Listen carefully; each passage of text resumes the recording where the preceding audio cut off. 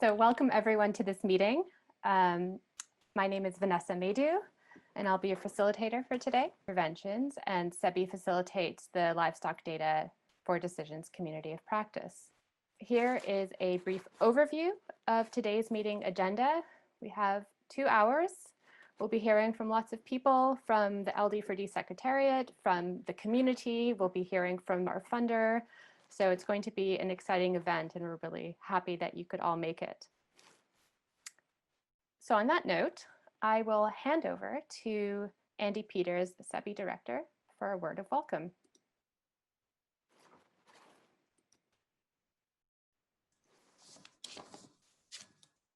Hello, everyone, and welcome to this, our last meeting of LD4D, certainly of this year.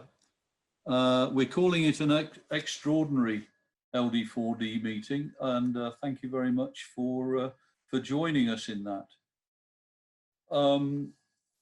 We all know now, and a lot's been said, that this has been a very challenging year for everyone. Particularly in the various countries under lockdown phase, and we hope you all keeping well, and hope that remains the case.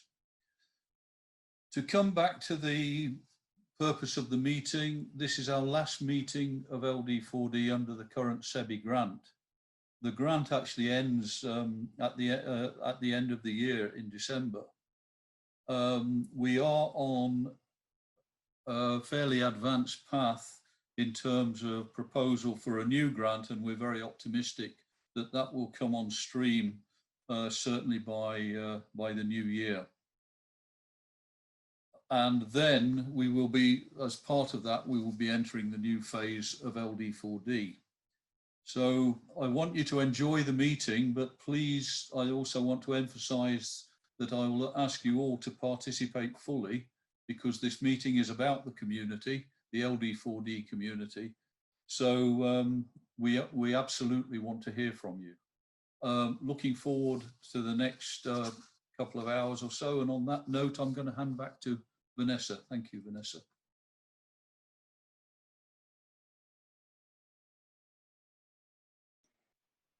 Thanks, Andy. So I thought we could just start with a really quick overview of people who registered for today's meeting. So these stats are as of Friday, and I do think it's grown since then at the last minute. So we had 77 attendees registered from 21 countries.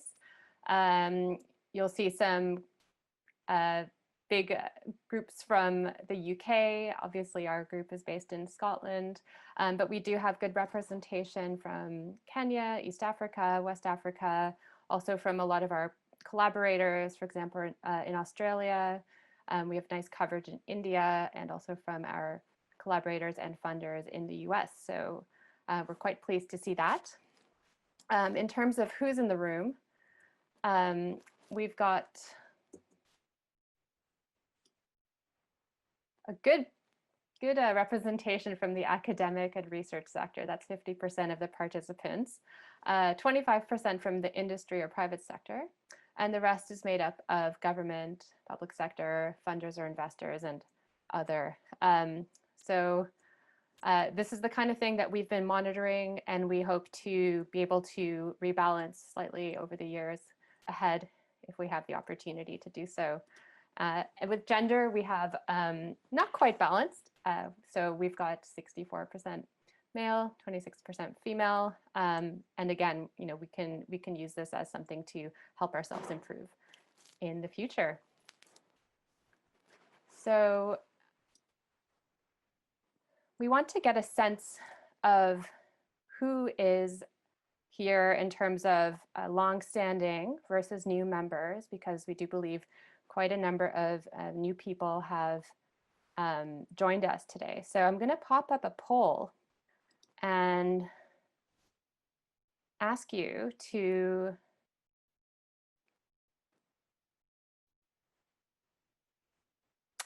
just answer the first question. I'm not sure why the second question came up, but if you can answer, is this your first LD4D meeting? Have you attended previous LD4D meetings before? You won't be able to see the voting live, but once you've all voted, I'll share the results with you.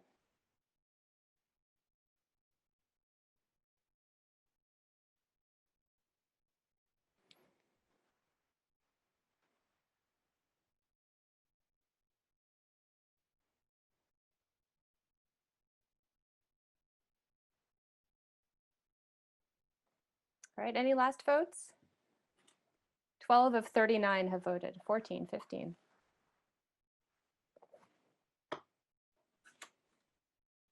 Keep those votes coming in.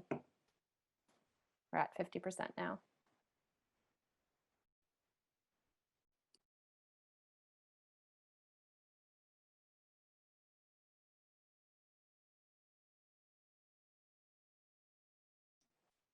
Okay, we're at 60%. Last votes, last chance. Closing it in 5 seconds. 5, 4, 3, 2, 1. Okay, ending the poll.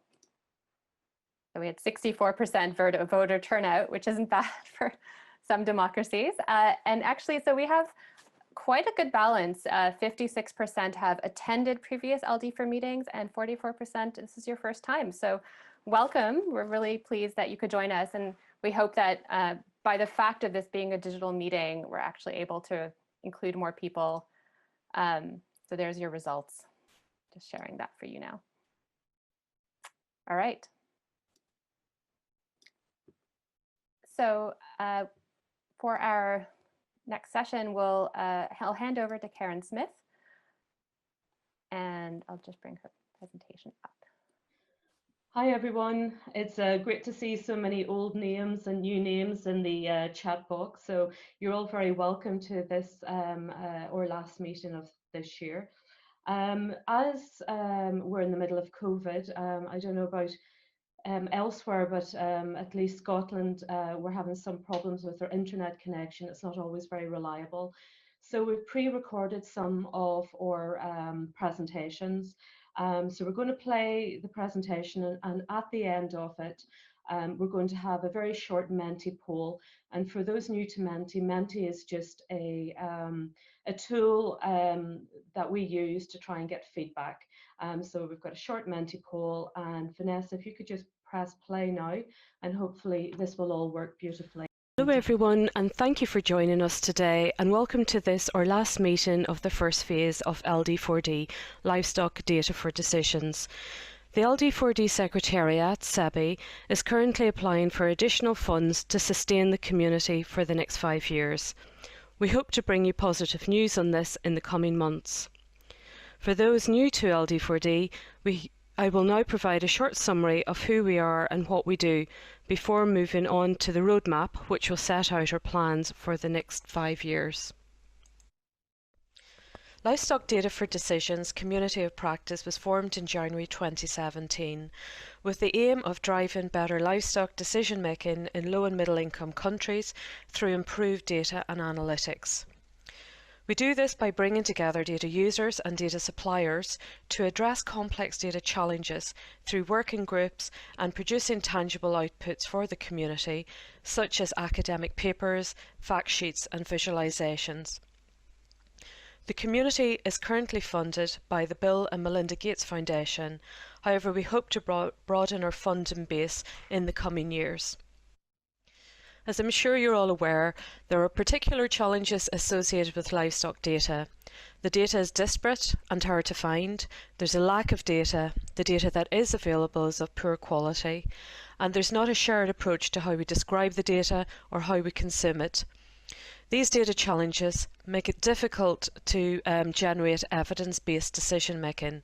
These are some of the many reasons that we need communities such as LD4D. So who are the members of the LD4D community?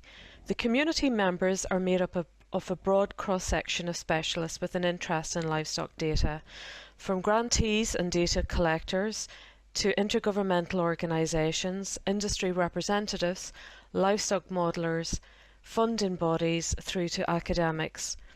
Working together, we can try to tackle some of the stubborn challenges that impact on the sector's ability to make evidence-based decisions.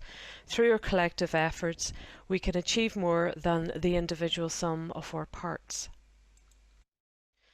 The community has grown considerably over the last couple of years. This is a representation of those who attended the first meeting back in January 2017. And this is a representation of the organisations who joined our last community meeting in February 2020. As you can see, the community has grown quite considerably over the last couple of years. During this 2-hour meeting, the SEBI team will provide you with some updates on our activities since the Rome meeting in February 2020. I just wanted to show you this overview slide, which provides quite a nice breakdown of the growth in the community. Since 2017, 54 separate organisations have participated in our physical LD4D meeting, and this equals 120 participants. The gender breakdown is still very heavily towards men, and it's been consistently so since the start, and this is something that we'll have to try and address as we move forward. We have had very encouraging numbers in the attendance of our webinars, and the sign up to our newsletter has more than tripled since June 2018. The use of our website has grown significantly since 2017, and this has been helped by the introduction of livestockdata.org in May this year. Hopefully that was a useful overview to those new to LD4D. I would now like to provide you with a bit of information on the LD4D roadmap. This provides you with the details of our plans for the future. There will be an opportunity to comment on what you've heard at the end of this presentation. As in true LD4D style, we've got a short Menti poll to tick your comments. Okay, so moving on to the roadmap. First off, we will, of course, retain or aim to drive better livestock decision making in low and middle income countries through improved data and analytics. That's a central component of LD4D. However, in the next phase, we will have the additional goal of stimulating transformational change through the application of data science and understanding its role in informing decision making, and we will do this in a number of ways as set out in this slide. Taking the first 3 points together as they're really a continuation of what we're already doing, we will continue to focus on problem solving and output orientated working groups and community meetings. We'll also continue to test ideas and build consensus and collaborations. We'll encourage the use of standards and harmonisation of data, and along those lines we will hope to focus more on ontology development in the next phase. This is an ambition of CGIAR's Platform for Big Data in Agriculture, which we as the LD4D community are part of. We would also like to expand LD4D's reach to those involved, impacted or interested in livestock data. We are aware that there are a number of different communities out there who we don't connect with in a very meaningful way, and we would like to address that in the next phase of LD. I showed a version of this slide in the Rome meeting earlier this year. These are some of the groups that we are hoping to deepen our collaboration with. We already work well with GLAD, and we are also the livestock data community of practice for the Platform for Big Data in Agriculture. And as it happens, this meeting is to coincide with their annual convention, and LD4D have 2 sessions at the convention, which Vanessa will tell you about later this morning. We also already engage with GASL, so we're not starting from scratch in our developing our relationships with these different groups. However, we do think there are more opportunities to be had, and this is something that we will explore going forward.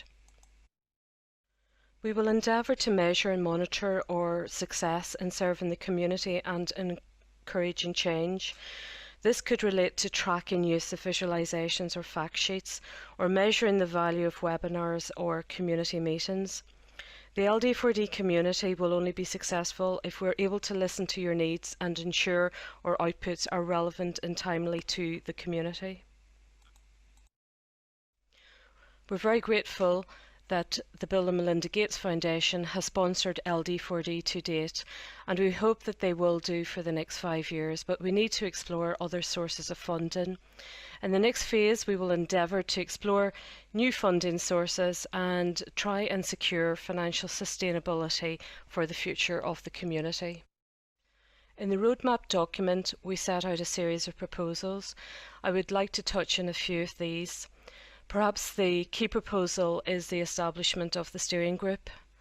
This group would help agree the scientific direction of LD4D, as well as agree the initial terms of reference for the group, and input into planning, such as a meeting agenda and working groups, engage in the sustainability planning for LD4D, and also represent LD4D at external meetings.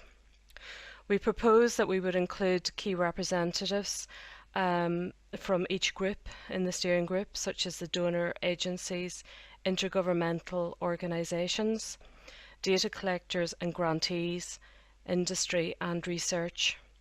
We propose that the steering group would meet once per year and rotate every few years, for example, every 2 years. The initial selection of this group would be by the LD4D Secretariat. However, subsequent selection would be by the LD4D steering group. This would be a voluntary group and the expenses would be paid. Another key proposal sets out the need to seek dedicated funds for working groups. The lack of funding for working groups has been a barrier to progress so far. In the next phase, we will seek alternative funding and investigate sponsorship opportunities for particular topics. We will also explore collaborations with other communities of practice, which will help us share costs and create new joint products.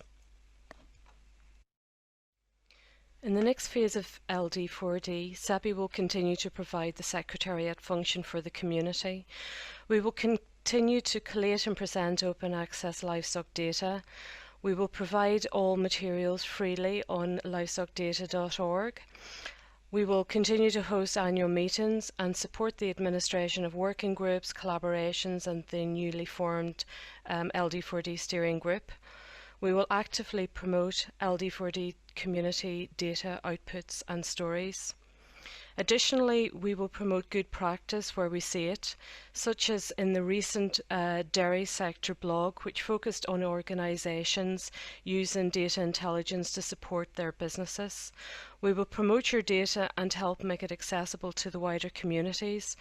For example, we're currently working with Alan Duncan to help expose valuable nutrition data from the Feast initiative. We want to listen to the community's needs and the development of data products and address gaps in data. And we would also like to offer a request for work service, which will allow you to ask for support, maybe in the presentation of visualizations or in the promotion of your data. Where we as a community have gaps in our knowledge, we will try to address these as we have in the past. From the Rome meeting, we identified the need to engage with behavioural scientists and livestock policy makers, as well as gain a greater understanding of and data supporting the supply chain.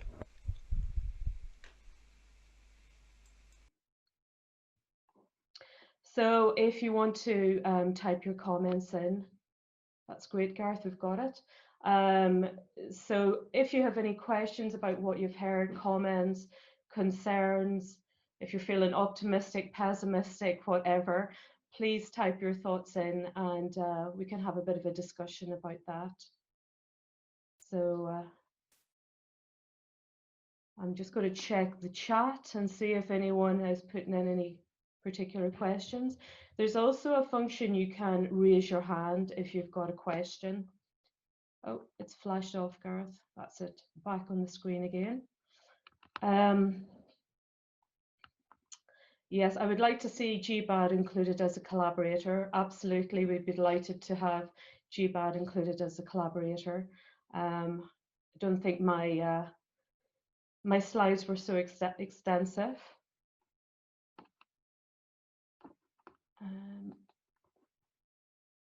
Okay, any other comments? Will LD4D be using an open data license to share data? Could vHive be a collaborator? We're happy to collaborate with anyone that's willing to collaborate with us. All our data is open access, so and it's all freely available on livestockdata.org. So absolutely.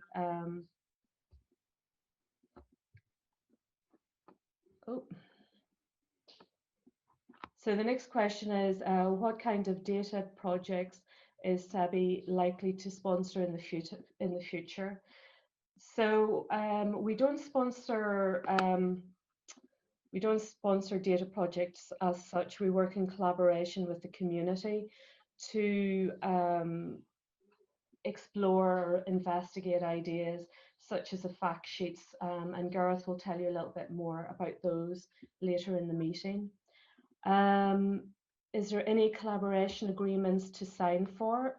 No, we work with everyone freely, so please just join our mailing list for LD4D and you'll be part of the community. Good that the community is growing. Can it grow beyond just the livestock community, since other communities also collect livestock data and help them with knowledge and relevant standards? Yes, absolutely. In my slides, I think I showed an overlap with the environmental community. So anyone with livestock data, we'd be very happy to work with them. We'll just take these last few points before moving on to the next Menti slide. Will the steering group define the agenda of the annual meeting, or will that be a separate group that do that? I would suggest that the LD4D Secretariat propose an agenda, and that goes to the steering group. But you know, we're very happy to receive your thoughts on that. And finally, one of the issues that limits the availability of livestock data is a diversity of systems. Are there thoughts on how LD4D can make data more broadly applicable? I'm not quite sure how to answer that. All the data that we have is freely available, and we're trying to make it accessible through data visualizations. So I'm happy to take that offline and maybe expand it more. Okay, so no more questions coming in. So if we can, Gareth, can we move on to the, oh, there's one more. Somebody's optimistic, glad to hear that. Yep. Having a steering group will even build on the work that the Secretariat has pulled together. We really hope that the steering group can help guide us, because at the minute it's really the SEBI Secretariat that are choosing the topics. So I think having more people involved would be very helpful. How will LD4D sustain itself longer term, i.e. post grant funding? Well, that's open for discussion. We really need to look into that, and that will be one of the tasks of the new steering group. Okay, Gareth, can we move on to the next slide, please? So those of you who opened the Menti poll should have this question on the screen, and it relates to the LD4D steering group. And it says the LD4D steering group should, and there's 3 different statements. And on one side, we've got strongly disagree, and on the other side, we've got strongly agree. So please input your scores now. Give it another second or two. I'll do one of Vanessa's countdowns from 5, 4, 3, 2, 1. Okay, so we'll leave it at that. Thank you for your input. And this is the last question. So this again relates to the steering group, and we focused on the steering group because that's quite a new innovation for the community. So please input your thoughts now. So thank you everyone for taking part in that. As I said, you're more than welcome to give us further comments in the chat box. Okay, so I'm handing back to Vanessa now to introduce the next segment of the meeting. Thanks, Karen. Okay, so we asked our members, our community members, to tell us their biggest wishes for improving livestock data, and we'll be hearing from people a couple of times in the meeting. So without further ado, let me share.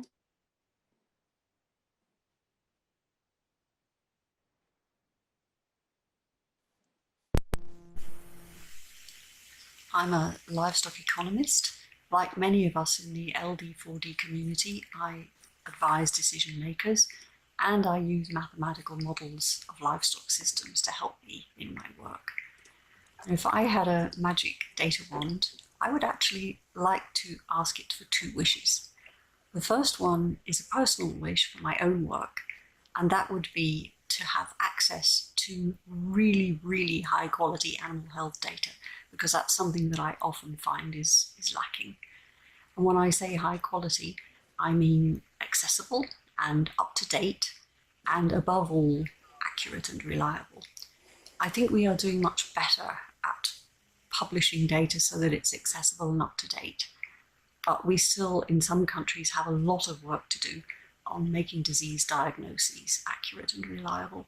So I would ask the data wand to direct a lot of resources to the people in the field who see the diseases first. I'd like farming communities and all of the animal health practitioners who work with them to have access to excellent reference materials to help them with their diagnoses, to have training whenever they need it, and to all be part of a mutual support network of farmers, vets, animal health technicians, community animal health workers, and data people, so that we all work together to improve the quality of diagnoses. So that would be my personal wish, but I'd also like to ask for a wish for the community of livestock modelers, and that is that we all have a modelers charter that we sign up to. And it might start with something like, when I use livestock models to advise decision makers, at the very least, I will try to do no harm. And it would include things like publishing models for peer scrutiny, cross-checking the results, often and always against what we see in the field, being very, very open and transparent about the limitations of our models, what they can help with and what they can't, and contributing to a common pool of trusted data. Now, LD4D includes many of the people who use livestock models to advise decision makers, and I think most of us are trying to do the kinds of things that I've just talked about, but we don't do it maybe in the most systematic way. And since between us we must know every livestock modeler in the world, I think if we wanted a modelers charter, we could certainly make it happen. Thank you. If I had a magic wand, I would love to have a globally consistent data set at the country level of the different feed requirements of livestock production systems. In addition to the feed requirements, the data set would also include price information on livestock commodities and the feed mixes they consume. Additionally, the data set would also have growth rates, that is, changes over time to at least 2050 of how the sector changes. Factors that drive intensification and how farmers respond to changes in prices would also be useful. This information and data would help us improve the livestock module within IFPRI's impact agricultural model. This would enable us to run scenarios of population, GDP, and climate change going into the future.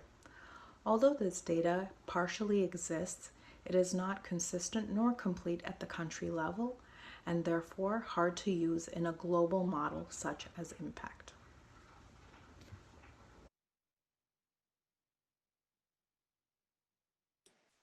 Great, thanks. So I'll just hand over to Karen to unmute, and she's going to get a sense of reactions to the videos. Yeah, I was just talking to myself there, Vanessa. Thanks for picking me up. Yeah, okay, guys. Any thoughts on that? What about those from the modelling community? How do you fancy signing up to a modeller's charter? Do you think that's a useful thing? Would it be something that you would agree to? I'm not sure. I know we've got Tim Robinson. I don't know if there's other modelers on the line. We've got Jonathan Rushton as well. Another point that was raised from the IFPRI presentation was that of the importance of feed data. Alan, I see you've inputted to the chat box. Would you like to make any comments verbally if you want to unmute? Hi, everyone.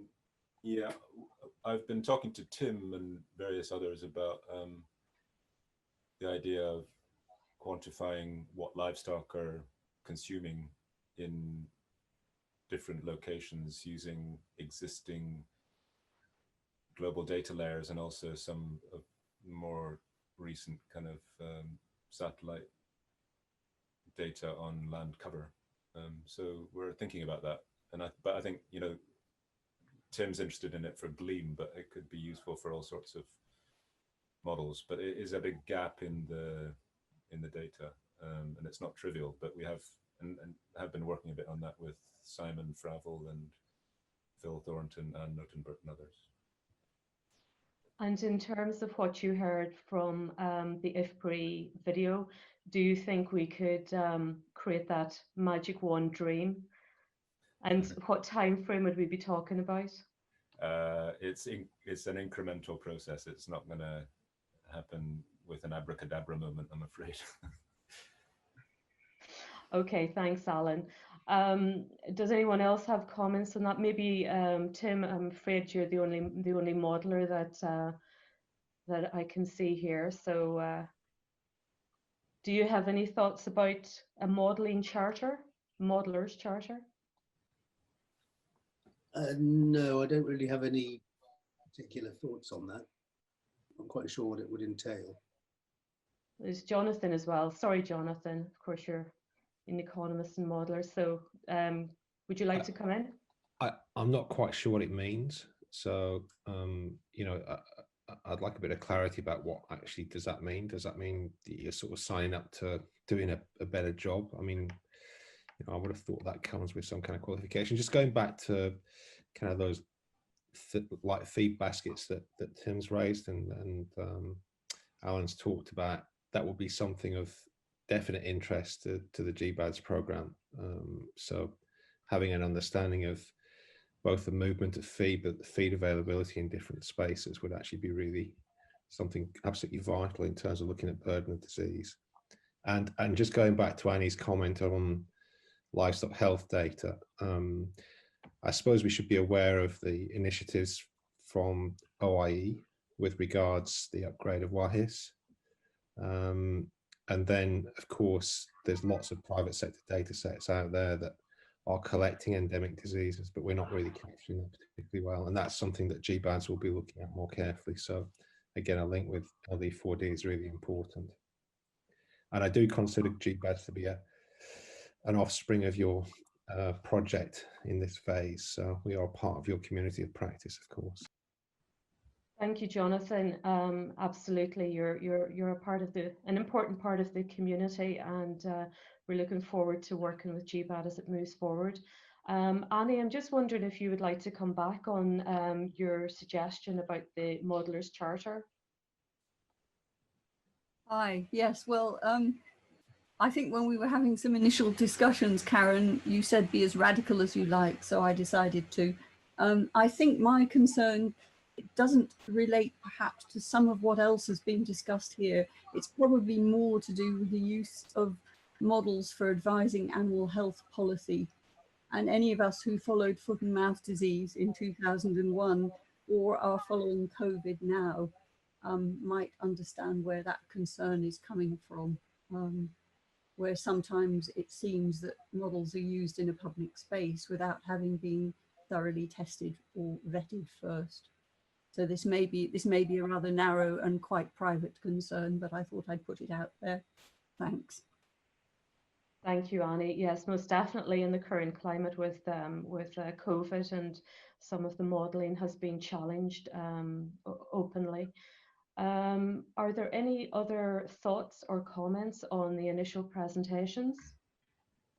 I saw a hand up from Tim. Yep. Sorry, Yeah, Tim. I just enjoyed the discussion on the feed, and it's certainly something that's very, very important for our environmental work, looking at greenhouse gases and so on. And what we need also is dynamics. We need sort of seasonality of feed availability included, and it's absolutely fundamental to working out productivity. So it'd be really useful. Thank you very much. A lot of vote of confidence in the Alan's nutrition work, so lots of scope for that. Okay, so I don't see any other hands up. Does anyone want to raise a point before we move on? No, it looks pretty. Everyone's pretty content. Oh, Andy Peters, please go ahead, Andy. Hi, yes, thanks, Karen. Just to follow up on that discussion about Modeller's Charter, and I wanted to ask Annie, really, is it just about modelling, or is it data processing, curation and publishing in general of livestock-related data?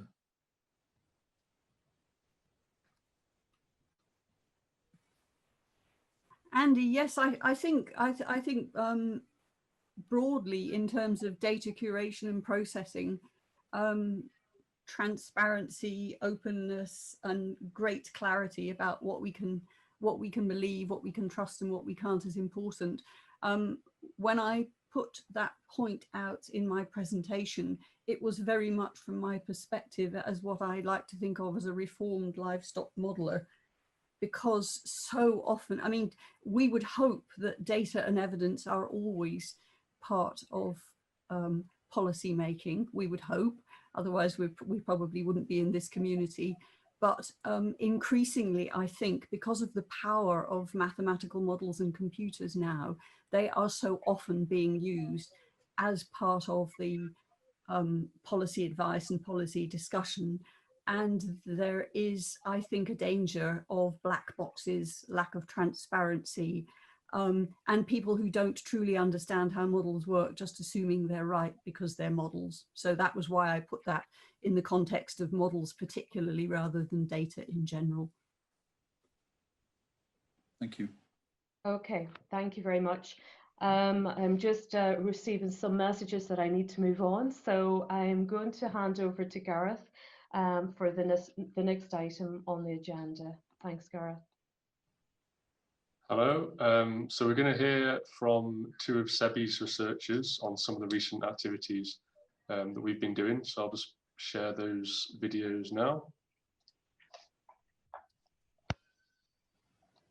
This is a short update on interactive evidence maps, which is an initiative by the Supporting Evidence-Based Intervention Project in the University of Edinburgh. The evidence for livestock disease in Ethiopia is constantly growing, is disparate and of variable quality. This can pose considerable challenges for decision-making. Decision-makers need to monitor and understand the evidence base as a whole and to identify emerging trends or issues in a timely manner. Identifying trends in the evidence base facilitates the formulation of proactive research questions. In order to address this need, we created an interactive visual evidence map, an example of which is currently hosted in the livestockdata.org website. With this initiative, we are aiming to create a rigorous evidence base to support decisions in the livestock sector and to expose current evidence gaps or clusters. This endeavour is realised through a partnership between the Base Centre, the School of Informatics, and veterinarian data experts from SEBI. We have so far produced an interactive evidence map for ruminant disease frequency and mortality in Ethiopia. A key strength of this evidence map is that it is a visual, interactive online dashboard where one can explore the literature for 52 ruminant diseases in Ethiopia. Features such as prevalence, species, age, region, or production system reported in the literature can be explored by their respective filters. For the purposes of this endeavor, we used a systematic mapping review methodology. Certain steps of the review were accelerated with the use of a machine learning tool developed by the Bayes Center. This tool is an algorithm that scours databases and veterinary reports to extract hard-to-reach data and give insights about the specific diseases. As keeping this data constantly up to date can be challenging, this tool will also help to update the dashboard by adding newly published studies. A preliminary assessment of the methodological quality of the included studies is currently underway and will be soon added as a feature in the interactive database. In the future, we are planning to exploit automation as much as possible in order to expand this work to other countries, species, or even types of evidence. We are also aiming to maximize stakeholder engagement to define the scope for our evidence maps and to review the final outputs. This will ensure that our tools are as relevant and useful as possible. Our final outputs will be prepared for a peer-reviewed publication, and the final evidence dashboard will be published on the livestockdata.org website. If our project sounded particularly relevant to your organization, please let us know what other livestock evidence topics you would like to see mapped. Thank you for listening.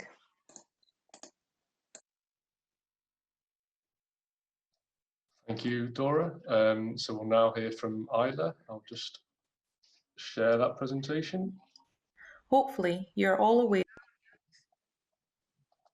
of the ongoing Fact Check series, which was developed in an attempt to investigate well-circulated facts relating to livestock within the community.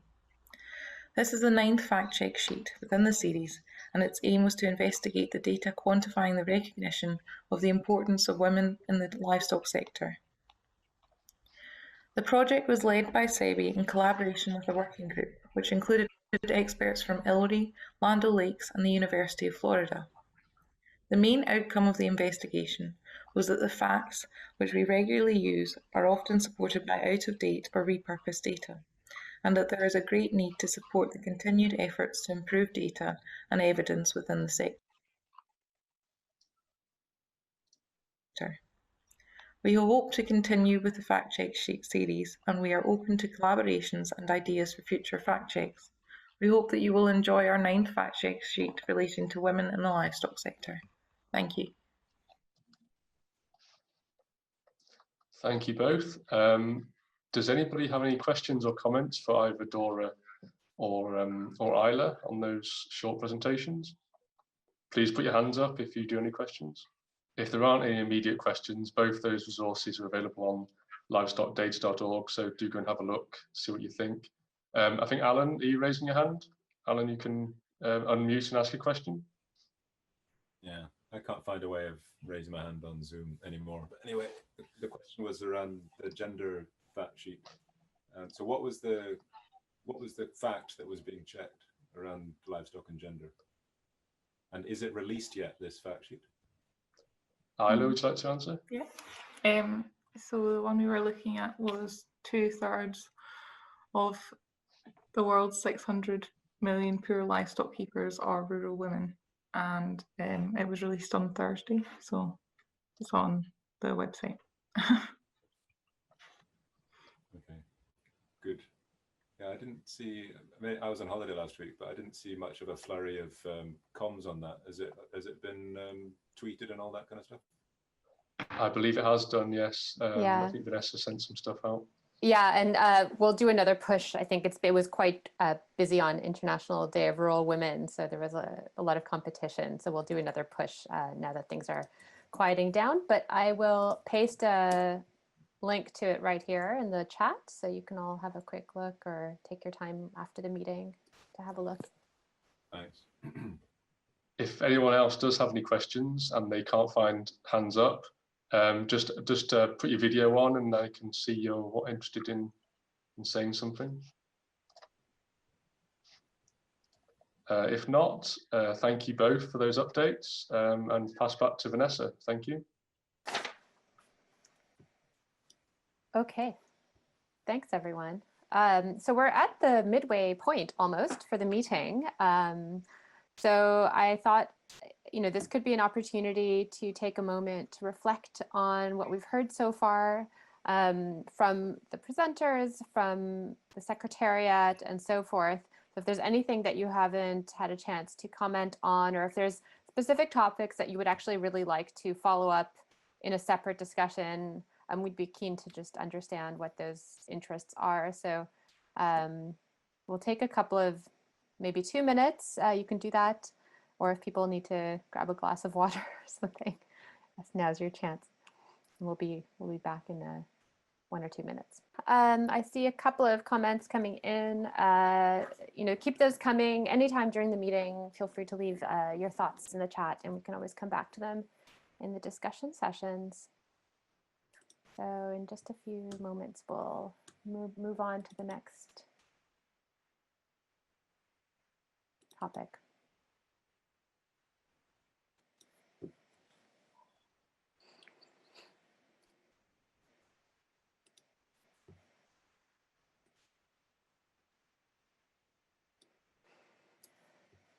Okay, so we'll move on.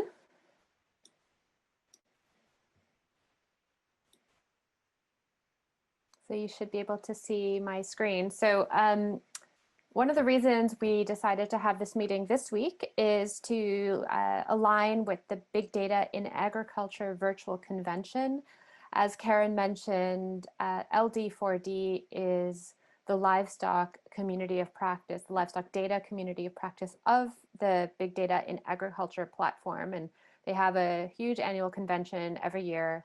This year it's online and it's totally free, which actually makes it quite a lot more accessible than previous meetings where we haven't had many members of the LD4D community attend. So I'd like to encourage you all, I think you can still register. We're going to have a couple of sessions dedicated to livestock data, which LD4D have organized during the convention. And the theme is COVID-19 livestock and livelihoods, solutions for data-driven recovery. So the first session will feature 3 speakers, Esther Amosa from ILRI, Ashna Singh from Moo Farm in India, and Peter Awin from Cow Tribe in Ghana. And the theme is data-driven innovations for food and nutrition security and animal health and welfare. So that should be extremely interesting. That happens on Wednesday afternoon in European time. And the next session is related to climate and resource use and livelihoods and economic growth. And we have a couple of speakers from Land of the Lakes Venture 37. We have 2 people from Action contre la faim and Réseau Bilital Marobé presenting the SIG Sahel pastoral monitoring system to measure economic impacts of COVID-19, as well as Michael Graham from ILRI looking at the environmental impacts. So they're going to be really exciting sessions. If you can't attend when they go live to air, the recordings will remain on the conference website for quite some time, and you can still watch them and post questions in the chat, and the speakers will be able to interact with you. So do take the time to go to the Big Data convention. I'll post a link for how you can register in the chat just after I present, so you can click through and have a look at that. The other thing, livestock related, which is quite exciting, is that one of the 10 finalists for this year's Inspire Challenge is a livestock project. It is on big data in resilience of rangeland communities, and that has been put forward by Fiona Flinten of ILRI. The challenge is to address data gaps on rangelands. Their proposed solution is to establish the first ever global data platform to consolidate data on rangelands and various dimensions of that, using existing sources as well as new sources like satellite imagery and crowdsourcing. So ILRI are leading that, and LD4D are involved. We are proposing to present and visualize the data via livestockdata.org. So we wish that team the best of luck. The finalist, sorry, I think the top 3 projects get funding to continue their work, and they get quite a lot of coverage. So yeah, we wish them the best of luck. Okay, so to our next speaker, our next guest speaker, who couldn't be with us in live due to a terrible time zone difference, but he has sent his video. So I'll let Karen introduce him. Thanks, Vanessa. So many of you will probably know Stan Wood. Stan was the person who came up with the idea of LD4D in the first place. So we really just wanted him to reflect on where we've got to with the journey, and give us some of his thoughts on the future. So I'm going to ask Vanessa just to press go now, and if anyone's got any thoughts afterwards. Hi, my name's Stanley Wood. I'm a senior program officer at the Bill and Melinda Gates Foundation in the Ag Development Program, and I'm delighted and honored to be asked to contribute to this LD4D meeting. The reason being, I think this way back, I think it was 2017, it was actually my idea to include this in a grant that was otherwise around monitoring and evaluation, obviously very relevant in terms of data, but thinking a bit more broadly about the potential to nurture and develop we called it at that time a community of practice. It did not have the great name or the even greater logo you've come up with for the LD4D. But coming out of the recognition that livestock modelers are a rare breed, and those rare breeds are in isolation around the world. We have the excellence, and had at that time, still have obviously the excellence around ILRI, FAO, livestock team, CSIRO. But the notion was to get even those folks maybe in contact more often, but also to spread the nets more widely and get those lone livestock modelers around the world who felt in isolation, not getting enough sort of support or guidance or inspiration from others. How could we get them in contact and help nurture that community? And so as we collect and, you know, better and more livestock data is still cursed by a paucity of good quality data, that there would be a sort of body, a capacity of professionals who could take that work further forward. The idea to do that actually came, before joining the foundation, I must say I worked for many years at IFPRI, the Food Policy Research Institute in Washington, D.C. And in my position there, I was fortunate enough to run for several years what was called the Consortium on Spatial Information, which is still going strong.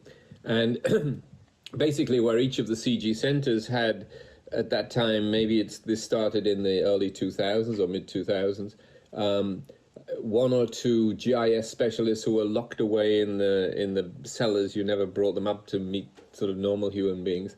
And again, the same thing, they were thirsting for interaction and sharing of data and experiences and problem solving. And we formed this consortium on spatial information, and despite funding difficulties, always found it possible to raise enough money and enough interest from participants to come together once every year for this meeting. And we had a 3 or 4 day meeting, and they were really very productive. A lot of folks like Mario, Philip Thornton, Tim Robinson, folks like this also participated in those. Just a lot of information sharing, a lot of excitement about what was going on. And it actually was an insight for all of us about the amount of work that was going on GIS. Well, take that further forward, or in the area of livestock, where, despite the contribution of livestock in terms of its contribution to ag GDP, to ag growth, to the welfare of particularly the poor, there's not the same level of investment. I'm glad to say the Ag Dev program has recognized that and actually spends a larger share.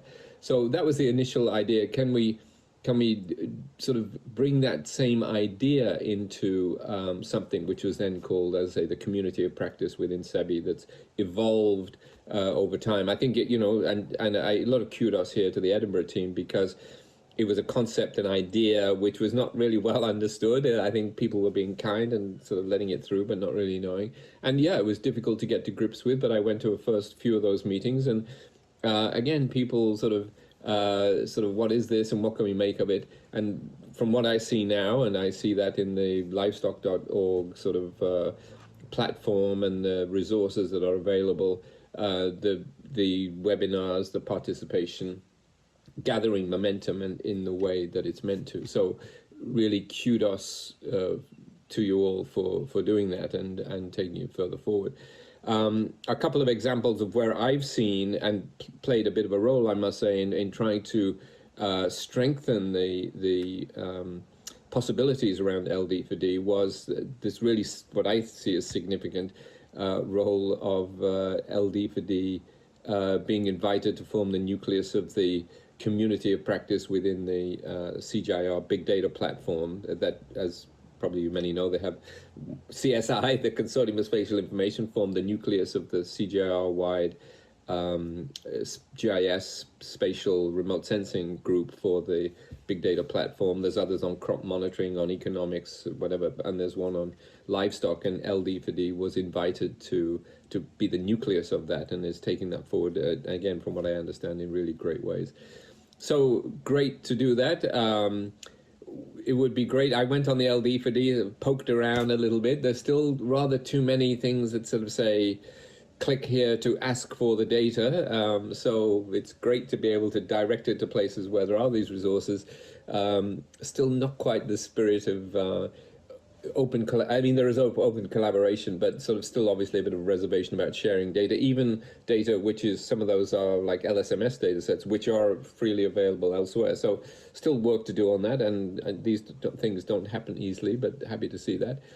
One sort of challenge I would make to LD4D, and it's a challenge, again, which is learning process from the CSI sort of community of practice, was that at some point, we really, for several years, the meetings were really very productive, but only for folks within the CGI. And we sort of wrestled with the idea, should we open it up and whatever. So one year we decided, yes, we were going to host it at ILRI, actually, in the campus in Nairobi, probably 2007, 8, 9, I forget, whenever it was. And we opened it up to several hundred additional participants through universities and whatever. And we had tremendous, you had to register, pre-register. We had a limit on the number of additional people, but we sort of sold out. There was no charge. It sold out within days. And really a lot of excitement, a lot of energy from students, from university, faculty coming along and getting engaged with that. But the one particular story sticks really closely in my mind was one particularly young student. He was finishing high school, and he came from a village in Western Kenya where he'd seen a lot of problems with soil erosion. And he's a smart kid, and he'd started working, and he'd learned about GIS and made a simple GIS application to sort of try and understand the rates of erosion and what you could do to sort of ameliorate that situation. And he came on a bus, and sort of had to borrow money to come on the bus. He came, and we had opened a session, a competition for sort of new participants to get sort of this broader spectrum of contribution around GIS or participation from local sort of professionals and young professionals.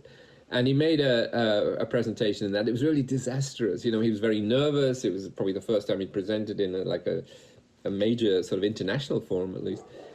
And anyway, the several people said, no, let's give him a chance tomorrow. So we gave him a next chance. He did a fantastic presentation the next day and actually won a prize.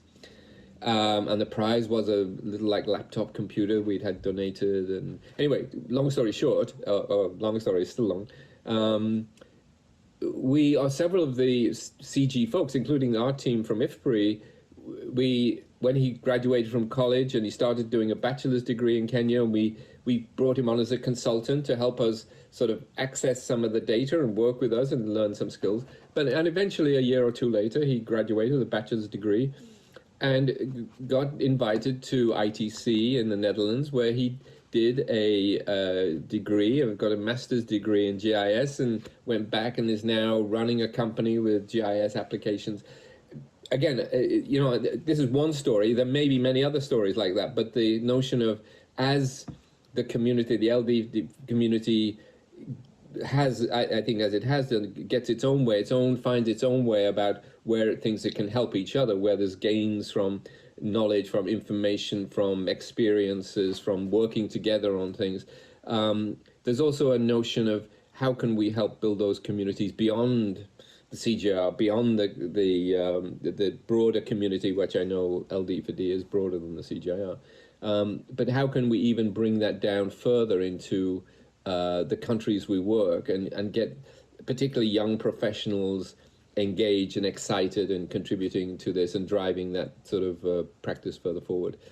That's my challenge to you. We saw it worked very well, again, with the GIS community, different bunch of people, whatever, but yeah. So congratulations on the progress you've made. It's really great.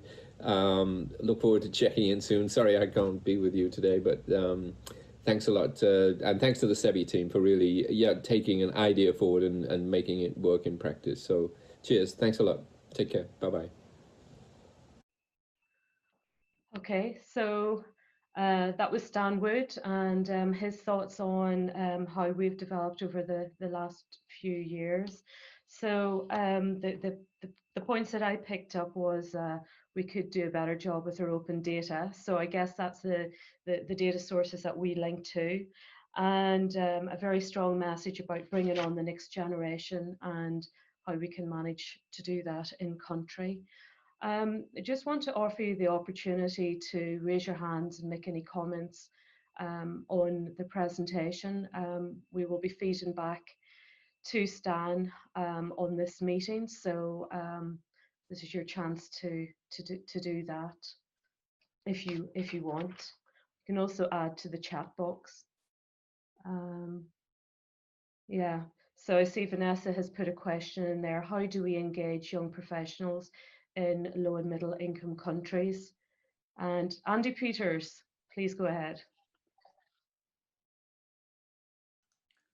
Thank you, Karen Smith, for the opportunity. I was going to save this to the end, actually, but as Stan has just spoken, I thought I'd give a few comments on that. And thank you to Stan in your absence for the kudos to LD4D and the SEBI team in that we seem to be achieving at least some of the things that were in his vision at the beginning. Those first meetings were actually in 2016 rather than 2017. And he clearly had a very aspirational vision for LD4D. I met him and other colleagues in Seattle at the time, and listened to him with great interest, but some bafflement as well, wondering what on earth he was talking about. But really said, well, yeah, we can do that. But as he kind of intimated, it took some time for the ideas to gel and it to move forward. But it's really great to get that feedback that, as far as he's concerned, it has moved in the right direction. But again, I'd like to sort of reiterate the 2 points, the issue about data sharing. It would be good to, we've had a lot of collaboration on that. It would be good if we can improve upon that. And then also to say that, yeah, I mean, SEBI act as conveners of LD4D, but we are very much dependent on the membership. And we want to grow and expand that membership. And we are very much dependent on your input and proactive collaboration. So I just wanted to make that point. Thank you. Thanks, Andy. That was very useful. I can't see any other hands up or any further messages in the inbox. I just wanted to, sorry, see Isaac. Yeah. Yeah. Go ahead, yeah, Isaac. Good afternoon, everyone from Nigeria.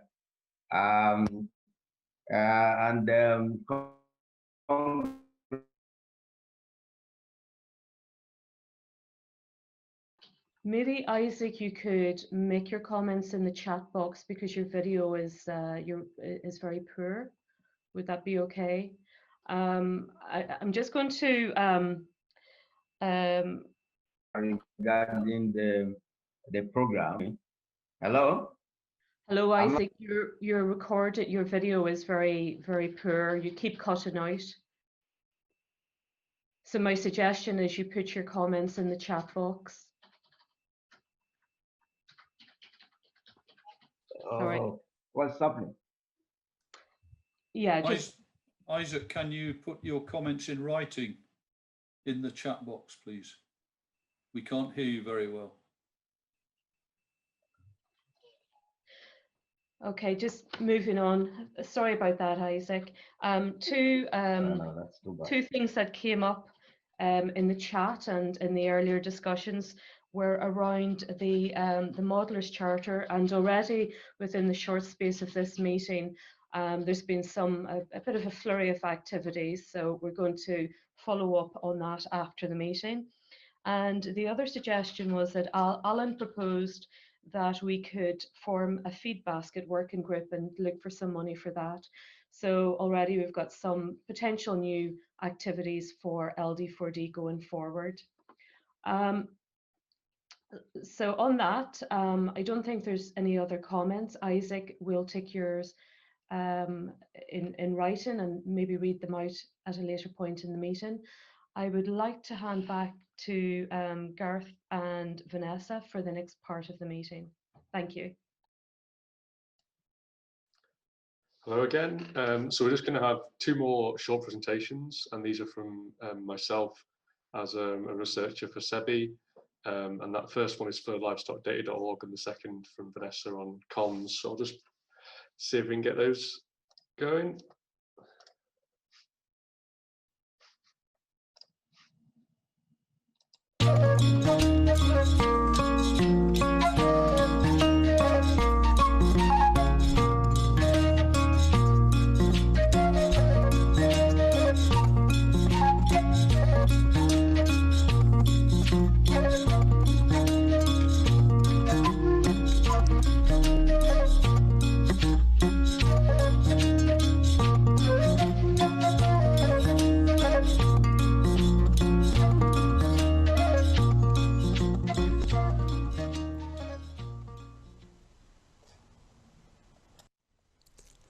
Hello, I'm going to give a quick update on livestockdata.org, the LD4D website that we launched back in May. We presented the beta version of the website at our meeting in Rome, where we had some very useful conversations and feedback that we used in the last couple of months of development. So since the launch of the website, we've had a series of thematic updates. Back in June, we started with World Milk Day 2020, a blog post, and then we also produced a dashboard showing greenhouse gas emissions from the livestock sector, promoting work of partners from the FAO. Then in July, we had livestock population trends displayed on a interactive dashboard, and we also, following our webinar about livestock communities' contribution and response to COVID-19, we had a dashboard summarising the information gathered. Then in September, we produced a dashboard looking at livestock and the Sustainable Development Goals and how livestock are so intrinsically linked with all of the Sustainable Development Goals in some interesting and often unrecognised ways. Then more recently, this month, we have launched a 9th livestock fact check sheet. This one looking at women livestock keepers and investigating the data and evidence behind claims about livestock keepers and the proportion who are women. This was for International Day of Rural Women. Then in November, we're hoping to produce some resources relating to livestock feed, and there'll be more information about those in the coming weeks. Since starting, we've had fairly healthy user stats.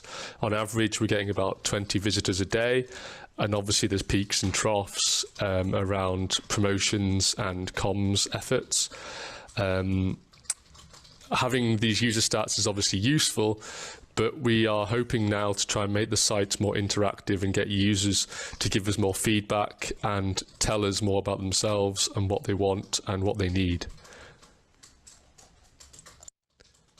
With this in mind, we're experimenting with a few different tools. This is the first one we've started with, and this is a survey tool on the homepage of the website, which I encourage you all to go and have a look at and interact with and fill in when you have a few minutes. This is something where we can try and understand why users are coming to the site, what they're looking for, did they find it on the site, and more specifically, what do they need for their decisions or their activities. And we'll see over the coming months how useful this tool is and if we get that kind of feedback. So as the website for LD4D, we do rely heavily on the expert collaborations available through the community of practice, and we've already had a good number of such collaborations and produced resources from those groups, whether it's individual collaborations or through working groups. If you do feel that there's something that the website can be useful to activities you're doing, or you have ideas of things that you may want to contribute, please do get in touch. I'm now going to pass over back to Vanessa to talk about communications for LD4D. Thank you very much. Hi everyone, I want to add to what Gareth has presented and what Karen presented earlier.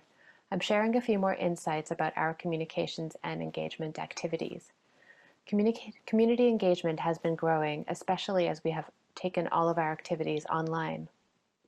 Our May webinar on COVID-19 and livestock data was attended by 70 people, opening good discussions that ultimately fed into the Global Agenda for Sustainable Livestock annual meeting. Our newsletter subscriber basis has grown 36% since February when we last met face-to-face, and engagement is especially strong.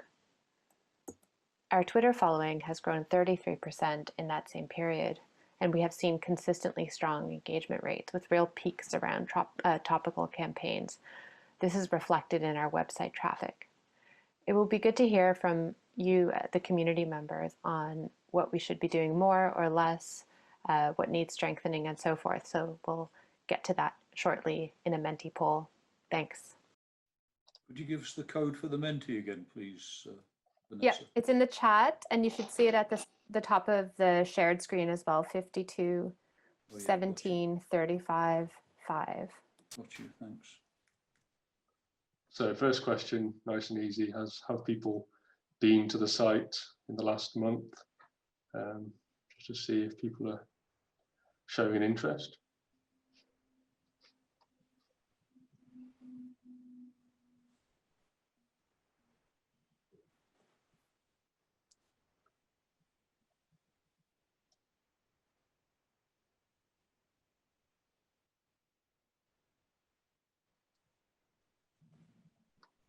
We have, as the first poll of the session showed, we have got some newcomers to the community. So some of the people here could be hearing about it for the first time. So let's hope that's the 6 people who haven't visited.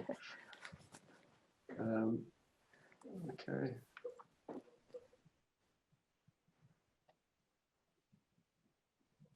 Five more seconds. Yeah.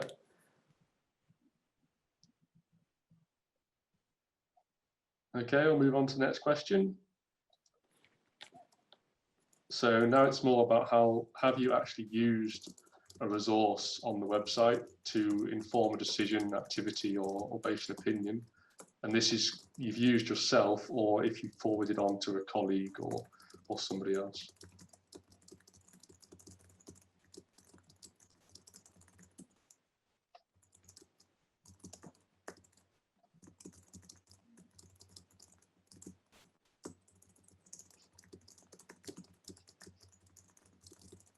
So it might be good if the people who have said yes, they have used something.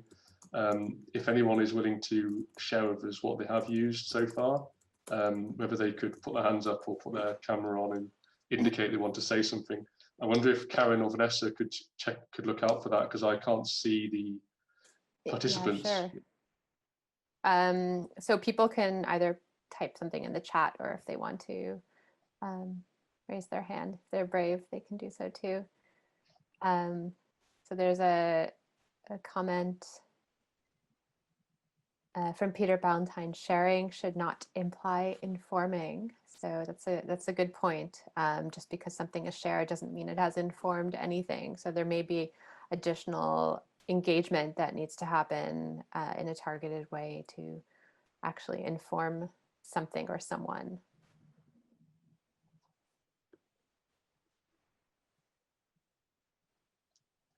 Anyone else willing to suggest what they've found useful on the website?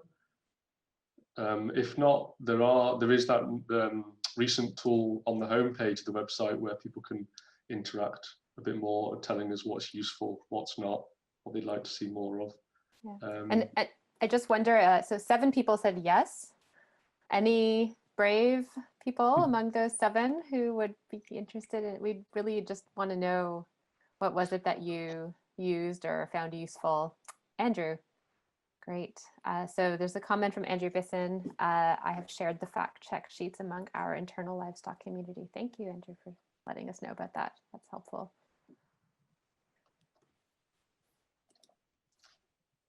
Right, should we move on to the next question? Let me have a look.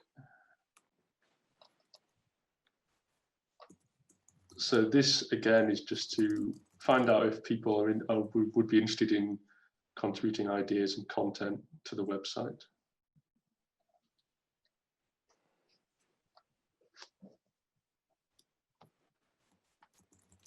If you say no, we'll be asking why.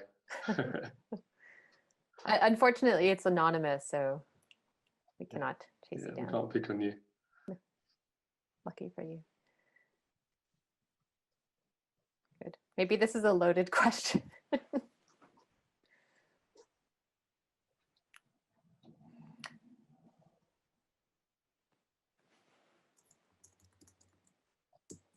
There we go. There is one now. If they're brave, they can put their hand up and say. Gareth, can I maybe elaborate on this? Yes. If people are keen, do they know how they might actually go about doing so? Like, do people know how to, who to contact and what kind of options there might be in terms of content? Maybe Gareth can quickly talk about our process for getting things on the site. Yeah, so do feel, if those 16 people, do feel free to email us at ld4d@ed.ac.uk, and then with an idea, and we can develop the idea together, or even if it's just as simple as promoting something that's already happening. We're very interested to find out. Yeah, we have a sort of a small internal process for reviewing and getting things up on the website. So if you have a sort of ready, oven ready, so to speak, product, and it's already out there and we want to share it on additional platforms, then that's the easiest thing to do as well. So hopefully we'll have 16 emails in the inbox tomorrow morning. Right, should we move on to the next question? Okay, so this is this last question is in relation to the LD4D communications. And again, Vanessa, feel free to elaborate, but this is asking how satisfied you are with the following as they currently stand. And as well as satisfied with as they currently stand, if you are positive in wanting more, please say very satisfied. And if you think there's too much of a certain thing, also say not so satisfied. But feel free to add more, Vanessa. Yeah, I think it would be good to sort of elaborate a little bit on some of these things, because there may be opportunities to do more of something or less of something, but do it better.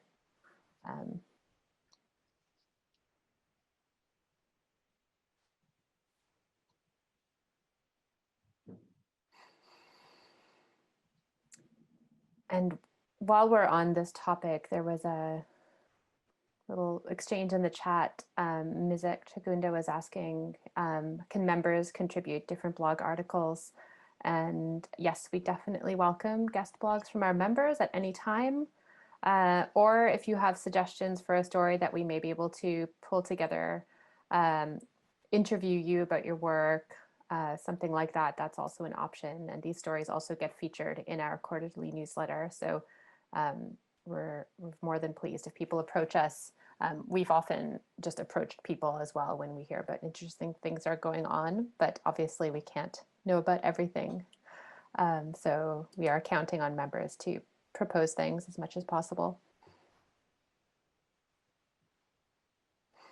I wonder if anyone is willing to comment on the annual LD4D meeting. That's the one that currently is the lowest in satisfaction. So if anyone is willing to make a comment on how it can be improved.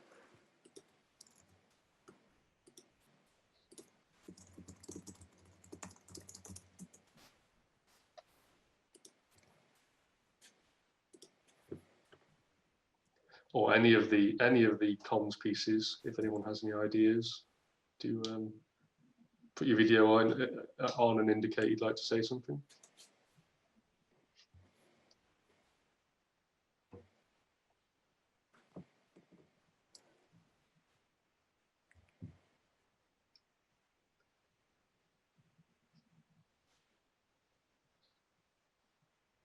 Okay, last minute or last 30 seconds for this question, and then we can move on, I think. We're closer on satisfied with all of them, so that's good.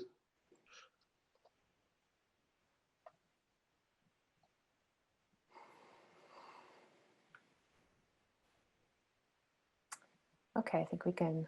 Okay. Go ahead. That's the last poll, so we end there.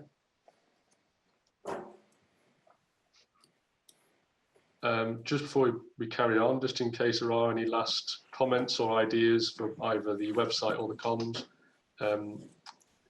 you'd have an opportunity now if you'd like to say anything, or then I'll pass back to Vanessa to carry on. Thank you. Thanks so much, Gareth. That's great. So moving on, we have another guest, and that will be Tim Robinson. So I'll hand over to Karen for a quick introduction, and then I'll be on cue to share your demo in a moment. Okay, thanks, Vanessa. So yes, we've got Tim coming up next, and as you know, we've been asking people if they had a magic wand to wave, and Tim said, I've already waved my magic wand, and I've got this wonderful new initiative. So Tim is going to tell us about that, and he's got a nice little video to share as well. So Tim, over to you. Thanks very much, Karen. The Hand in Hand initiative is an evidence-based, country-led and owned initiative aimed at eradicating poverty and ending hunger and malnutrition. The success of the initiative hinges on innovation and investments that will accelerate agricultural transformation and sustainable rural development. The initiative prioritises countries where national capacities and international support are the most limited, or where operational challenges, including natural man-made crises are greatest. These priority countries fall into 5 categories. We have least developed countries, landlocked developing countries, small island developing states, food crisis countries, and lastly, highly populated countries. 44 countries were initially selected, but 20 more have since been added to this list. Hand in Hand uses sophisticated tools such as geospatial modeling and analytics to create a comprehensive view of the economic opportunities in a country and to improve targeting and tailoring of policy interventions, innovation, finance, investment, and institutional reform. The initiative adopts a market-oriented food systems approach in order to increase the quantity, quality, diversity, and accessibility of nutritious foods in local, regional, and national food markets, to improve food system capacity and resilience to deliver nutrition and healthy diets for everyone, and lastly, to improve household livelihoods by reducing extreme poverty. There are 3 main components to the initiative. The first is matchmaking. The second is a geospatial platform, and the third is monitoring and evaluation. The initiative's matchmaking depends on a variety of operational contexts. The first type of matchmaking helps to attract donors and match them with countries that are in need. The second type provides the geospatial platform to countries and donors to help identify investment gaps. The third type relates to investment agencies. For example, FAO has agreed to work with the World Bank Group to roll out hand-in-hand for 3 pilot countries. And the fourth type brings in the private sector, and this aims to attract the private sector by identifying investment gaps and reducing investment risks in areas where it could be profitable for the private sector to operate. So central to the hand-in-hand initiative is the use of data and modelling to target these investments. The initiatives combines poverty, market information, agroecological data and farm level information to identify agricultural areas where there is potential for farmers to increase incomes and to move out of poverty. A key function of the geospatial platform is to build topologies to identify firstly critical areas with low agricultural potential, where interventions are about providing safety nets and protecting the poorest of the poor. Also identifying high priority areas with agricultural potential, where opportunities can be created to drive transformation. And lastly, to identify high performance areas in different countries from which lessons can be learned. The geospatial platform represents a massive effort spearheaded by Maximo Torero, who is FAO's chief economist, to bring together all of the data in FAO into a single framework that makes these data accessible to countries to help them with decision making. So I've been responsible for providing livestock data to the platform, and these include geospatial data on livestock, feed crops, production systems, agricultural populations, vulnerability, for example, to climate change, animal health information, supply and demand for animal source foods, environmental impacts of livestock systems such as greenhouse gases, soil degradation, biodiversity losses and nutrient loading. Now the following video is one of a series of stories created to showcase the hand-in-hand geospatial platform and to illustrate the kind of data that are held in it. In this example, sustainable dairy production in Ethiopia. Now, Vanessa, I hope, is going to share her screen and show us the video. Thanks, Vanessa. Livestock story for the FAO Hand-in-Hand Initiative on sustainable dairy production in Ethiopia. Ethiopia is home to one of the largest concentrations of livestock in Africa, including a cattle population of nearly 50 million head. Cattle play a vital role in the livelihoods and food security of 12.6 million households, 70% of the total population, and contribute 12 to 16% to the national economy, accounting for some 40% of agricultural GDP. The diverse topology of Ethiopia gives rise to highly contrasting agroecologies.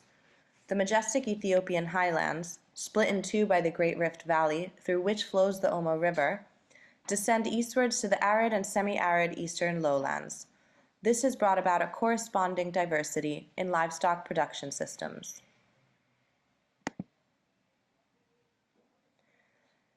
In the densely populated highland areas, cattle play vital roles in mixed crop livestock systems, where they are important for milk, meat, hides, and draft power.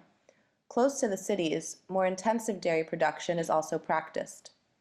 Pastoralism and agropastoralism predominate in lower Omo Valley and in the eastern lowlands, where livestock keeping is the only viable livelihood option.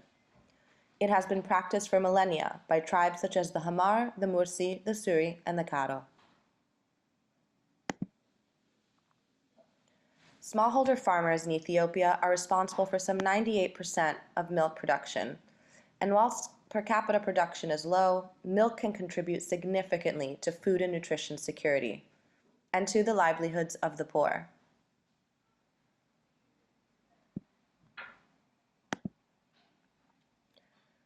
FAO, in collaboration with the Climate and Clean Air Coalition, is using its Global Livestock Environmental Assessment Model, GLEAM, to help the Ethiopian government work out ways to increase milk production, whilst at the same time reducing the environmental footprint of cattle. Many options exist to reduce GHG emissions from livestock, such as improving productivity and restoring soil carbon integrated grasslands, whilst at the same time increasing the resilience of farmers to climate and other shocks. Increase of complexity of livestock production and associated value chains has led to changes in food systems, including several outbreaks of zoonotic diseases that jump from animals to humans with negative impacts on society. FAO leads the USAID-funded Africa Sustainable Livestock 2050 initiative, which has assessed the impact of 4 important zoonotic diseases of cattle on society: bovine tuberculosis, brucellosis, salmonellosis, and anthrax. These studies have shown how investing in the livestock sector is fundamental for improving public health.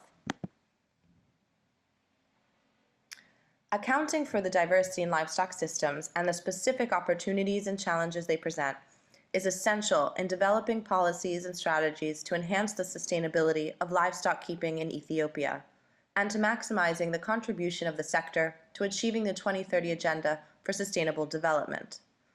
The ASL 2050 initiative, working closely with the government and other stakeholders, is helping develop policies and strategies to steer the sector on a sustainable development trajectory into the future.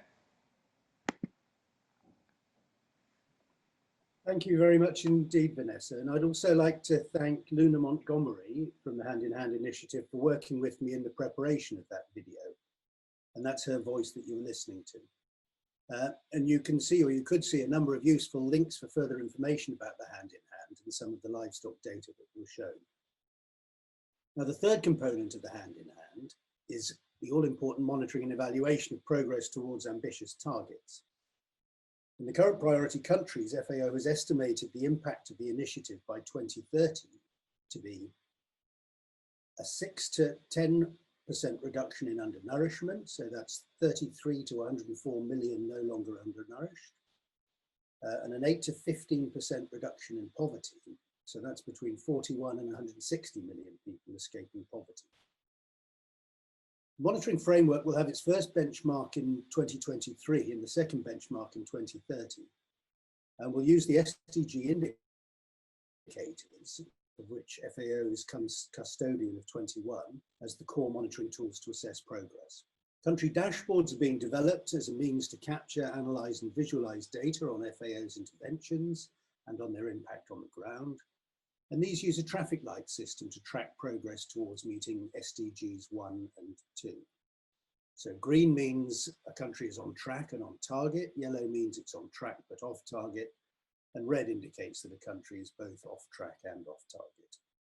So for instance, Burkina Faso's poverty reduction target is to reduce the poverty rate by from 43.7% to 21.7% by 2023, and presently it has a green light status. This will lead to more accurate and timely delivery tracking, helping managers to adjust and realign programs and activities to meet needs and agreed goals. Thank you all very much. Thank you, Tim. That was a really interesting video and a really interesting initiative. We have a few minutes where we can take some questions, if you're willing to answer them, that is. So if anyone from the community has a question, could you please put your hand up either physically if you can't find the button, or virtually, or put a message in the chat box. Just to kick it off, Tim, it seems like you've solved a lot of problems there. I'm just wondering, if you had a magic wand, what further improvements would you make to your to the Hand in Hand initiative and the data that you've pulled together? I think at the moment it's, there's a vast amount of geospatial data held in the initiative, but I'm not sure that people would always know how best to combine these or how to prioritize one set of data over another set. So I think capacity development to use the data in an appropriate way is probably key. Okay, thank you for that. Any other questions from anyone in the community? You've all been very quiet today, so I'm either taking that as you're doing your emails in the background, or we're answering all your questions. So hopefully answering all your questions. So if there isn't any further questions, we'll move on to the next item on the agenda, which is back to our second magic wand, and over to Vanessa. Thank you, Tim. Great, thank you. So yep, we're going to watch part 2 of the Data Magic Wand presentations. We have responses from a few more of our members, so have a look.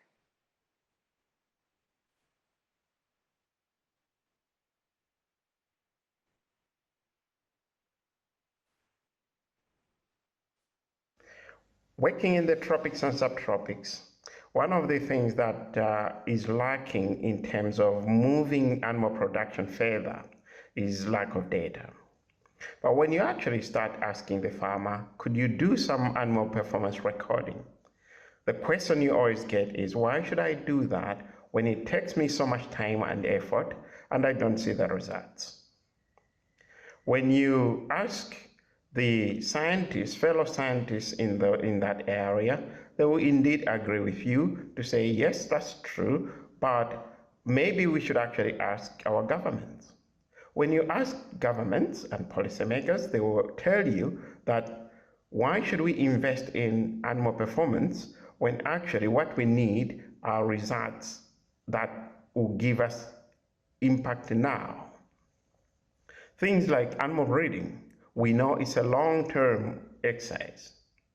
You start the program now, the results will come much later. Now, if I had a magic wand, one of the things I would really want to invest in is to have data that are coming passively from the animal, combined with data that are coming from the farm, and data that are coming from the environment, including at national or international level, together in one pot to inform the decisions that a farmer needs to make on the farm. That's one thing that would really change the performance and also the management of animals at local level, but using data generated locally and also globally. Why is that not happening? That's not happening because we are not really collaborating enough. This is an area which doesn't only need animal scientists. It needs a multi-sectoral approach. It needs people from different disciplines working together, generating those data, and making sure that those data are useful not only for animal breeding, but also for animal husbandry, and even further for rural development. That's what would change the animal production systems.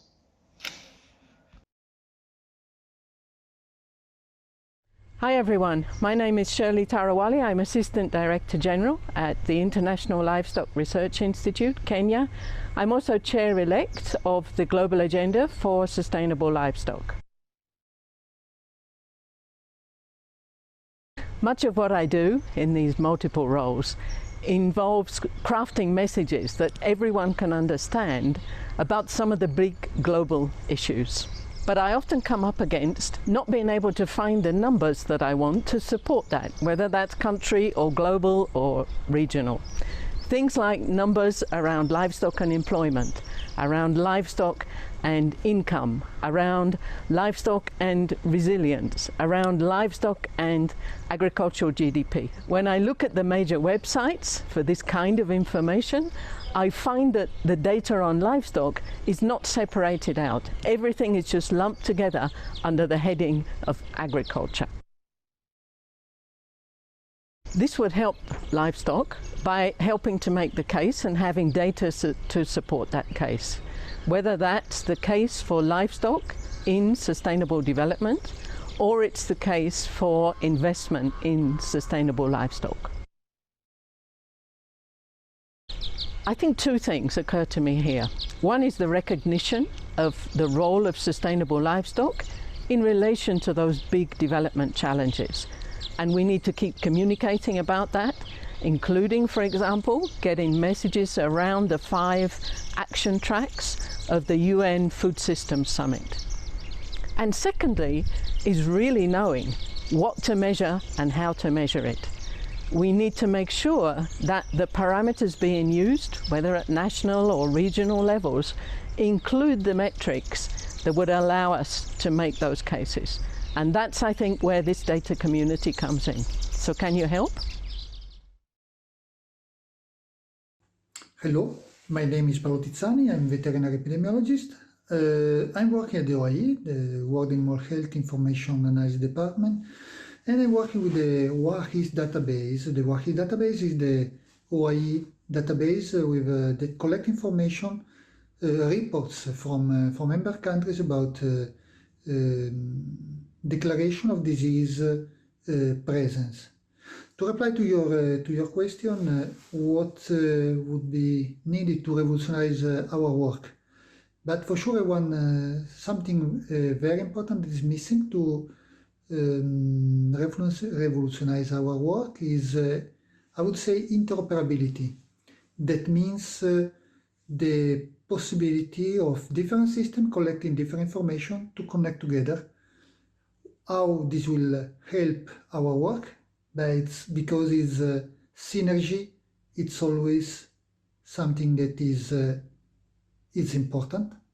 Different stakeholders, different institutions collecting different information.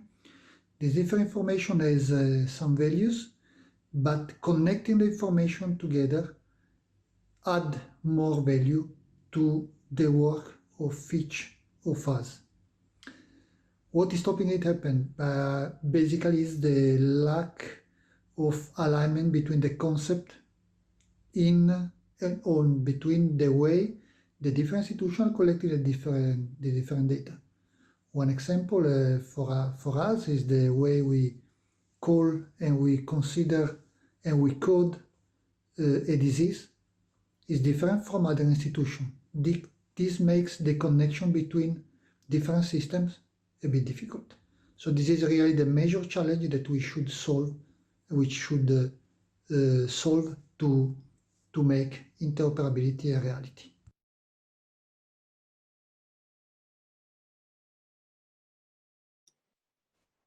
Great. So we've had 3 very different views from some of our members working on very different sides of the livestock data spectrum. Shirley mentions a lack of data to support advocacy around livestock and the challenge because livestock data is not disaggregated from other agricultural data. Paolo mentions the missing ingredient is interoperability, connecting different information in different systems. And also we heard from Mizek on the challenges around data collection and the importance of farmers getting involved in data. So what we want to hear from all of you now, especially those of you who haven't had a chance to share your views, is think about what you have just heard. Think about which of these suggestions are most relevant to your work, which suggestions you would really get behind or vote for, and write your comment in the chat box without pressing enter yet. So we'll all enter our comments and then only press enter on the count of 3. So I'll give you a few moments to draft your thoughts. And when I say 3, we'll press enter. So take a moment.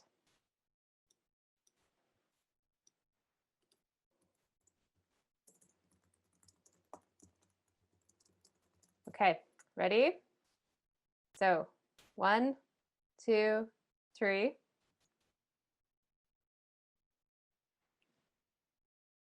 Got a couple? Great. Lots coming in.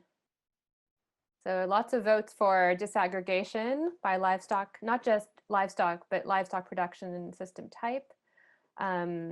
Lots of votes for interoperability, some talk about standard terminology, but also some of the challenges around that.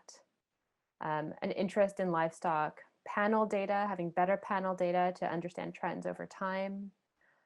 you can keep the thoughts coming if anything strikes a chord with you. I think these are all issues that, we'd like to, be able to work on as a community, and we do have some work ongoing. We hope to revitalize the livestock ontologies work in phase 2, and there's quite a few opportunities if we can get new working groups off the ground with dedicated people working on these things. So I think there's a lot of potential for our community to live up to some of these challenges. Okay, and if you have further thoughts, just let it come through. I will hand over to Karen for the meeting wrap up. I'll say a few words and I'll hand over to Andy, just to thank everyone for their time and energy and contributions to the meeting. We've really enjoyed the first phase of LD4D, and we look forward to working with you going forward into the next phase. Andy? Yeah, thanks, Karen. Just wanted to add one or two things to wrap up. First of all, to thank the SEBI team, particularly Karen, Vanessa, Antonia, and Gareth in particular in getting this meeting together. I'm pleased to say it's worked pretty well, despite one or two audio-visual glitches, some of which you all know about, some of which you don't know about. But there were one or two things happened beforehand, which I won't go into. But also, I wanted to thank all the presenters too.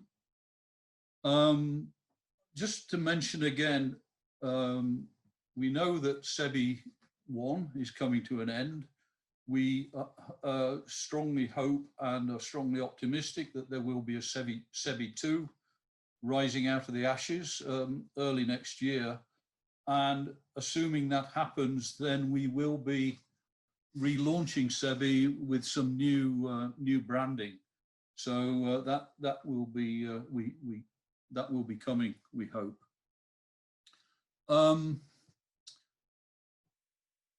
I just wanted to say that in particular to one of the Menti questions, it was heartening to see so many people saying they were using the livestockdata.org website, because it is a relatively new venture. It's still very much in the building and development phase, but equally, we are ambitious for that to become a go-to site.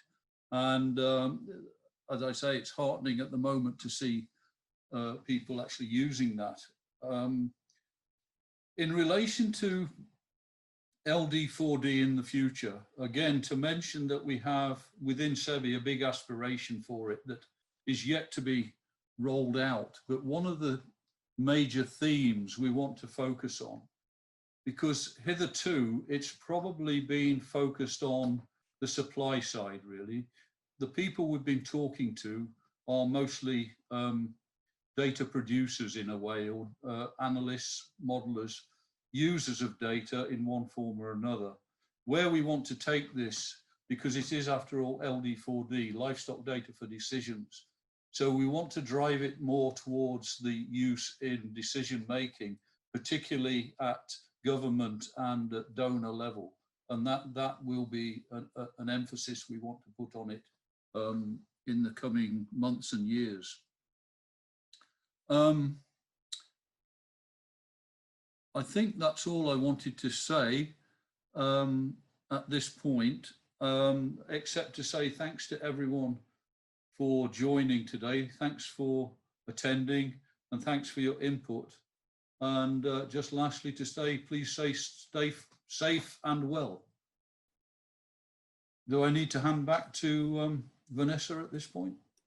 No, that's a wrap. Okay, that's a wrap. Okay, if people want to show their face just to wave goodbye, that would be lovely. Thanks. Goodbye, everyone. Bye, everyone. Thank you so much for joining us. Bye, everyone. Thank you very much.